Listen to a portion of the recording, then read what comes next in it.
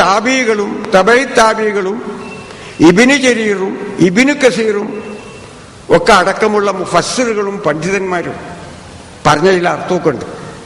പണ്ഡിതന്മാരെങ്കിലും ഇതിലുണ്ടെങ്കിൽ വൻസൽനൽ ഹദീദ എന്ന ആയത്തിന്റെ ചോട്ടിൽ ഇബ്നു കസീർ തഫ്സീർ ഇബ്നു കസീർ എടുത്ത് വായിക്കണം എന്ന് ഞാൻ അവരെ ഉപദേശിക്കുകയാണ്. മൗദൂദ് സാഹിബ് പറയുകയല്ല. അതിൽ പറയുന്നത് രാഷ്ട്രീയ ശക്തി വേണം നീതി നടപ്പാക്കണമെങ്കിൽ. അതുകൊണ്ടാണ് ഇരുമ്പിനെ കുറിച്ച് പറഞ്ഞതെന്നാണ്, ഞാനല്ല കേട്ടോ പറയുന്നത്. ഈ തഫ്സീറിന്റെ കിതാബ് നിരോധിക്കണം. അത് പക്ഷെ പറയൂല. മൗദൂദ് സാഹിബിന്റെ മതരാഷ്ട്രീയത്തെ നിരോധിക്കണം എന്നേ പറയുള്ളൂ. ഈ ആയത്ത് നിരോധിക്കണം എന്ന് പറയുകയില്ല. നബി മക്കയിൽ നിന്ന് മദീനയിലേക്ക് പോകുമ്പോൾ ചൊല്ലുവാനുള്ള ഒരു പ്രാർത്ഥന അല്ലാഹു തആല സൂറത്ത് ബനി ഇസ്രായീലിൽ പ്രവാചകന് പഠിപ്പിച്ചു കൊടുത്തു. പടച്ചവനെ, എന്നെ ഇവിടെ നിന്ന് നല്ല നിലയിൽ പുറപ്പെടുവിക്കണം, ഞാൻ എത്തുന്ന സ്ഥലത്ത് നല്ല നിലയിൽ പ്രവേശിപ്പിക്കണം എന്ന് പറഞ്ഞ ശേഷം വജഅൽ ലീ മിൻ ലദുങ്ക സുൽത്താനൻ നസീറ, അവിടെ എനിക്ക് സഹായകമായ ഒരാധിപത്യം എനിക്ക് നീ നൽകുമാറാകണമേ. ഈ സുൽത്താൻ എന്ന വാക്കിന് ഹുജ്ജത്ത്, പ്രമാണം എന്നർത്ഥമുണ്ട്. ശക്തി എന്നും അധികാരമെന്നും അർത്ഥമുണ്ട്. ചില പണ്ഡിതന്മാർ പ്രമാണം എന്നർത്ഥം പറഞ്ഞിട്ടുണ്ട്. പക്ഷേ ഒരുപാട് പണ്ഡിതന്മാർ ശക്തി എന്നും അർത്ഥം പറഞ്ഞിട്ടുണ്ട്. ശക്തി എന്ന അർത്ഥം പറഞ്ഞവർ പറയുന്നു, ഹിജ്റ പോകുമ്പോൾ പിന്നെ ഒരു പുതിയ തെളിവിന്റെ ആവശ്യമില്ല, തെളിവെല്ലാം പൂർത്തിയായി കഴിഞ്ഞു, ഇനി ഭരണശക്തിയാണ് ആവശ്യം. അതുകൊണ്ട് ഇവിടെ അർത്ഥം സുൽത്താൻ എന്ന് പറഞ്ഞാൽ ആധിപത്യ ശക്തി എന്നാണ്. അതും അതാ വളരെ വിസ്തരിച്ചിട്ട് ഇബ്നു കസീറിൽ പറഞ്ഞിരിക്കുന്നു. പണ്ഡിതന്മാരെടുത്ത് നോക്കേണ്ടതാണ്. ഈ തഫ്സീറും ഈ ഖുർആനും നിരോധിക്കണം. പക്ഷെ മൗദൂദി സാഹിബിനെ നിരോധിക്കാൻ പറയാൻ പറ്റുകയുള്ളൂ. ഇങ്ങനെ ഒരുപാട് ആയത്തുകൾ വെച്ചുകൊണ്ട് അതൊന്നും പറ്റാത്ത ഒരു ചെറിയ ടീം, ഏതാണ്ട് കാഡസൻ ആളാണ് മുസ്ലിം സമുദായത്തിൽ കേരളത്തിൽ അവരുള്ളത്, അൾട്രാ സെക്യുലറിസ്റ്റുകൾ. അവർക്ക് തുല്യമായ സെക്യുലറിസം തുർക്കിയിലെ പട്ടാളക്കാരിൽ പോലും ഉണ്ടോ എന്ന് സംശയമാണ്. ഹിജ്റ പോകുന്നുണ്ടെങ്കിൽ അവരവിടെയാണ് പോകേണ്ടത്. പക്ഷെ അവിടുത്തെ സ്ഥിതി മാറിക്കൊണ്ടിരിക്കുകയാണ്. അമേരിക്കയിൽ ഈ സെക്യുലറിസം ഇല്ല. അവിടെ സാമുവൽ ഹണ്ടിങ്ടന്റെ പുസ്തകം ചൂടപ്പം പോലെ ചെലവാവുകയാണ്. അതാണ് ഭരണകൂടത്തിന്റെ പുതിയ വേദപുസ്തകം. അതിൽ പറയുന്നത് അമേരിക്കയുടെ അടിസ്ഥാന ദർശനം ക്രിസ്ത്യാനിറ്റി ആയിരിക്കണം, അല്ലെങ്കിൽ നമുക്കൊരു വേരോട്ടം കിട്ടുകയില്ല എന്നാണ്. അതാണ് അവിടുത്തെ സെക്യുലറിസം.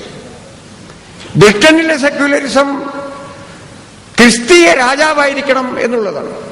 അങ്ങനെയൊക്കെയാണ് അവിടുത്തെ സെക്യുലറിസം. ഇവിടെയാണ് ഒന്നും തൊടാൻ പാടില്ലാത്ത അൾട്രാ സെക്യുലറിസം. അത് തുർക്കി പട്ടാളക്കാരുടെ കയ്യിൽ മാത്രമേ ഉള്ളൂ. പിന്നെ ഇവിടെ കേരളത്തിലേക്ക് വന്നുള്ളൂ. ഇവരെയാണ് ഇസ്ലാമിന്റെ സാമൂഹ്യതയെക്കുറിച്ച് നീണ്ട ഒരു കാലം സമൂഹത്തെ പഠിപ്പിക്കുകയും ഉത്ബോധിപ്പിക്കുകയും ചെയ്ത മുജാഹിദ് പ്രസ്ഥാനങ്ങൾ കൂട്ടുപിടിച്ചിരിക്കുന്നത്. ഞാൻ അവസാനിപ്പിക്കുകയാണ്. ഇങ്ങനെയുള്ള ഒരു അവസ്ഥയെക്കുറിച്ച് കൂടുതൽ ആധികാരികമായും വ്യക്തമായുമൊക്കെ മനസ്സിലാക്കണമെങ്കിൽ ഇത്തരമൊരു പ്രസംഗമൊന്നും മതിയാവുകയില്ല. എന്തായാലും ചില അബദ്ധങ്ങളും കർക്കശമായ ഒരവസ്ഥയും കേരളത്തിലെ മുജാഹിദ് പ്രസ്ഥാനത്തിൽ സംഭവിച്ചുകൊണ്ടിരിക്കുകയാണ്. സത്യത്തിൽ എന്താണ് അവരിൽ സംഭവിക്കുന്നത് എന്ന് കൃത്യമായി പറയാൻ എനിക്ക് പ്രയാസമുണ്ട്. എൻ്റെ കയ്യിൽ ഇപ്പോൾ ഹിറയിൽ ചെന്നാൽ കിട്ടുന്ന 4 വാല്യമുള്ള ഒരു കിതാബുണ്ട്. ആ കിതാബിൽ സലഫി പണ്ഡിതന്മാർ അള്ളാഹുവിന്റെ രാഷ്ട്രീയ ഹാക്കിമിയത്തിനെ സ്ഥാപിച്ചുകൊണ്ട് എഴുതിയ ഇബാറത്തുകളുടെ മഹാസമാഹാരമാണ്. ഒരു യുവ പണ്ഡിതൻ സമാഹരിച്ചതാണ്. എല്ലാറ്റിൻ്റെയും മലയാള തർജ്ജമയുമുണ്ട്. അതിന്റെ ഫോട്ടോസ്റ്റാറ്റ് കോപ്പി ഏതാണ്ടൊരു 350ഓളം പേജുണ്ടെന്നാണ് ഞാൻ ഓർക്കുന്നത്. ഇതിപ്പോൾ ഹിറയിൽ എൻ്റെ മേശയിൽ കിടക്കുന്നു, അലമാരയിൽ കിടക്കുന്നു. അതിൽ മുഴുവൻ സ്ഥാപിച്ചിട്ടുള്ളത് അള്ളാഹുവിൻ്റെ രാഷ്ട്രീയ ഹക്കിമിയത്ത്, ജീവിതത്തിലെ അള്ളാഹുവിൻ്റെ ഹക്കിമിയത്ത് സ്ഥാപിച്ചുകൊണ്ട് സലഫി പണ്ഡിതന്മാരെഴുതിയ ഇബാറത്തുകളുടെ സമാഹാരമാണ്. സലഫി രണ്ട് പ്രസ്ഥാനത്തിലും രണ്ട് ചിന്താധാരയിലും ഇതിന് തെളിവുകളുണ്ട്. അബ്ദുൽ അസീസ് ഇബ്നു ബാസിന്റെ സലഫി സൂദി ശാഖയായാലും റഷീദ് റിളയുടെ ശാഖയായാലും വ്യക്തമായ ഇബാറത്തുകളുടെ സമാഹാരം ഈ വിഷയത്തിൽ ഉണ്ട്. ഇത് മുജാഹിദ് പണ്ഡിതന്മാർക്ക് അറിയില്ല എന്ന് പറയാൻ ഞാൻ ആളല്ല. പക്ഷെ എന്തോ ഒരു അവസ്ഥയിൽ അവർ പെട്ടിരിക്കുന്നു. അങ്ങനെ അവരുടെ എല്ലാ പാരമ്പര്യങ്ങളിൽ നിന്നും വേരുകളിൽ നിന്നും മുറിഞ്ഞുകൊണ്ട് കേരളത്തിൽ മാത്രം ജീവിക്കുന്ന ഒരു സലഫി പ്രസ്ഥാനമായി മാറിയതിൽ അവരഭിമാനിക്കുകയാണോ? അല്ലാഹു അഅലം. ഒഴുകുന്ന മുന്നോട്ട് ഒഴുകിപ്പോകുന്ന അതിനനുസരിച്ച് നീരുറവകൾ ചേരുന്ന ഒരു പ്രവാഹമായിരുന്നു ലോക സലഫി പ്രസ്ഥാനം. ആ സലഫി പ്രസ്ഥാനത്തിന്റെ അടിസ്ഥാന ധാരകളിൽ നിന്നകന്നുകൊണ്ട് കേരളത്തിൽ ഒരു സലഫി പ്രസ്ഥാനം ഇപ്പോൾ ഉണ്ടായിരിക്കുകയാണ്. അത് ശുദ്ധമതമാണ്. പൊതുജീവിതത്തിൽ, സാമൂഹിക ജീവിതത്തിൽ മതമിടപെടാൻ പാടില്ല. രാഷ്ട്രീയത്തിൽ മതമേ ഇല്ല, മതത്തിൽ രാഷ്ട്രീയമേ ഇല്ല.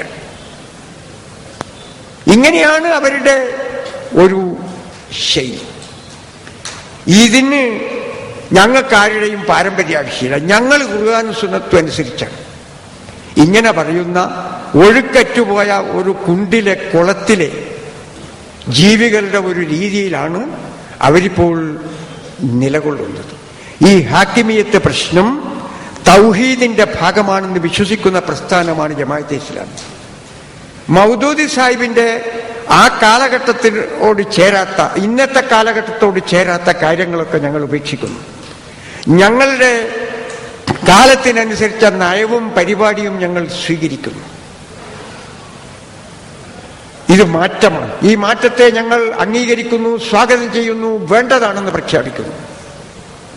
ഇത്തരത്തിലുള്ള പല മാറ്റങ്ങളും വരും. അടിസ്ഥാന ഇസ്ലാം കൊണ്ട് കളിക്കരുത്. അതിലൊന്നാണ് ഹക്കിമിയത്ത്.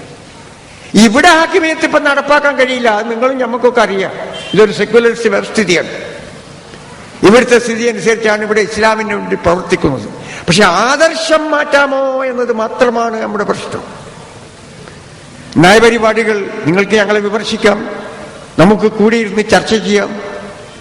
ആദർശത്തെക്കുറിച്ചാണ് നമ്മളിപ്പോൾ പറയുന്നത്. തൗഹീദിന്റെ ഭാഗമാണിതെന്ന് ജമാഅത്തെ ഇസ്ലാമി വിശ്വസിക്കുന്നു. അങ്ങനെയല്ലെങ്കിൽ നിങ്ങൾ യോഗം ചേർന്ന് ഹാക്കിമിയത്തിനെ സംബന്ധിച്ച് വ്യക്തമായ ഒരു പ്രഖ്യാപനം നടത്തേണ്ടതാണ്. രാഷ്ട്രീയ ഹാക്കിമിയത്ത് അള്ളാഹുവിന്റെ തൗഹീദിന്റെ ഭാഗമല്ല, അങ്ങനെ ഒന്നില്ല എന്ന് പ്രഖ്യാപിക്കേണ്ടത്. ഇപ്പോൾ നിങ്ങളെപ്പറ്റി അങ്ങനെ ഒരു വിധി പറയുവാൻ ഞങ്ങൾ ആളല്ല. പക്ഷെ വൈരുദ്ധ്യങ്ങളുള്ള ഒരുപാട് പരാമർശങ്ങൾ നിങ്ങളുടെ എഴുത്തുകളിൽ സംഭവിച്ചുകൊണ്ടിരിക്കുകയാണ്. ഇതൊരു കുട്ടിക്കളിയായിട്ട് കാണാൻ സാധ്യമല്ല എന്നാണ് ഞാൻ പറയുന്നത്. ജമാഅത്തെ ഇസ്ലാമിയിൽ മാറ്റങ്ങളുണ്ട്. ആ മാറ്റങ്ങൾ തൗഹീദിന്റെ അടിസ്ഥാനത്തെ സംബന്ധിച്ചുള്ളതല്ല, നയങ്ങളെയും പരിപാടികളെയും കാലോചിതമായ പരിഷ്കരണങ്ങളെയും സംബന്ധിച്ചുള്ളതാണ് എന്ന് പറയുവാൻ ഞാൻ ആഗ്രഹിക്കുകയാണ്. പിന്നെ ഇവിടുന്നൊക്കെ ഒരു ഉദ്ധരണിയൊക്കെ വെച്ചാൽ അത് വെച്ചിട്ടൊന്നും ഒരു പ്രസ്ഥാനത്തെ അന്തിമമായി വിലയിരുത്താൻ കഴിയില്ല. 10-60 കൊല്ലത്തെ ഒരു ദീർഘമായ യാത്രയിൽ പ്രബോധനത്തിൽ ഏതോ ഒരു ചെറുപ്പക്കാരൻ എന്തോ ഒരു വാചകം എഴുതിയിട്ടുണ്ടാവും. അതൊക്കെ ജമാഅത്തെ ഇസ്ലാമിയുടെ വഹയായിട്ട് കണക്കാക്കാനൊന്നും കഴിയില്ല. പ്രബോധന ഔദ്യോഗിക പത്രമൊക്കെ തന്നെയാണ് എന്ന് വെച്ചിട്ട് ശൂറ മെമ്പറും ജമാഅത്ത് അമീറും എല്ലാം നോക്കി പരിശോധിച്ച് പത്രത്തിൽ കൊടുക്കലൊന്നുമല്ല. പല കുട്ടികളും എഴുതും, എല്ലാ പത്രത്തിലും എഴുതും. അജാദിയൊക്കെ ആ രൂപത്തിലാണ് കണക്കാക്കേണ്ടത്. ആ വഹാബിസമല്ല ഈ വഹാബിസം എന്ന് പറഞ്ഞതിനെ അനുകൂലിച്ചിട്ടുള്ള കുറിപ്പ് ഷഹാബിലുള്ളതായിട്ട് കണ്ടു. അതൊക്കെ ആധികാരികമാണോ ഔദ്യോഗികമാണോ എന്ന് എനിക്ക് പറയാൻ കഴിയില്ല. ഞാനതെടുത്ത് കൈകാര്യം ചെയ്യുന്നില്ല. അപ്പൊ നമ്മൾ ഒരു മേശക്കിരുന്ന് വർത്താനം പറയാം. എന്താണ് ഈ പ്രശ്നത്തിന്റെ സ്വഭാവം എന്നൊക്കെ ഒരു മേശക്കിരുന്ന് വർത്തമാനം പറയാം, ഞങ്ങൾ സ്വാഗതം ചെയ്യാം.